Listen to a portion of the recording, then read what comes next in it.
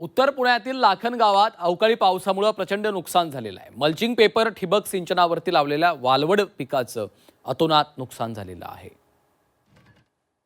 आणि यात नुकसानग्रस्त शेतामधून आढावा घेतलाय आमचे प्रतिनिधी हेमंत चापुडे यांनी।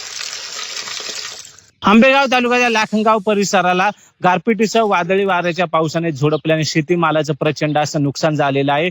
गारपीट होऊन जवळपास 12 तास लोटले, मात्र अद्यापही या गारा विरघळलेल्या नाही। आपण या ठिकाणी जर पाहिले तर या बाबांनी आता या गारा या टपामध्ये आणलेल्या आपण जर पाहिले तर या गारा 12 तासांपेक्षा अधिक वेळ लोटलेल्या आहे, मात्र अद्यापही या गारा विरघळलेल्या नाही। त्यामुळे गारांचं प्रमाण या भागात किती होतं आपण याचा जर विचार केला तर शेतीमालाचं नुकसान पाहिल्यानंतर तुमच्या लक्षात येईल।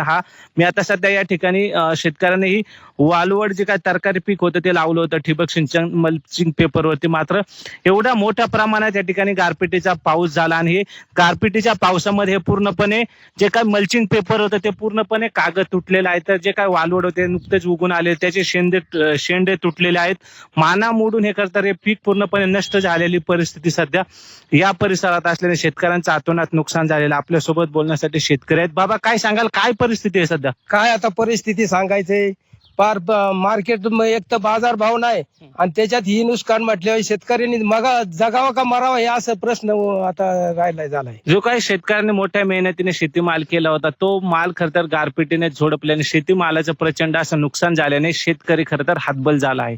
Hemant Chapude, Zee media, Ambegaon, Pune.